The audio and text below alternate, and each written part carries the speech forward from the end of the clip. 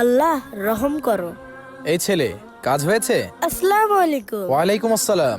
দুপুর হয়ে গিয়েছে তো, খাবার খেতে যাবে না? আমি খাবার খেতে যাব না, কারণ আমি রোজা রয়েছি। এখন আবার কিসের রোজা? আমাদের প্রিয় নবী সোমবার ও বৃহস্পতিবার রোজা রাখতেন, তাই আমিও রোজা রেখেছি। মাশাআল্লাহ, এটা তো অনেক ভালো কথা। ঠিক আছে, তুমি কাজ করো, তোমার সাথে আমি পরে দেখা করছি। আসসালামু আলাইকুম। ওয়ালাইকুম আসসালাম।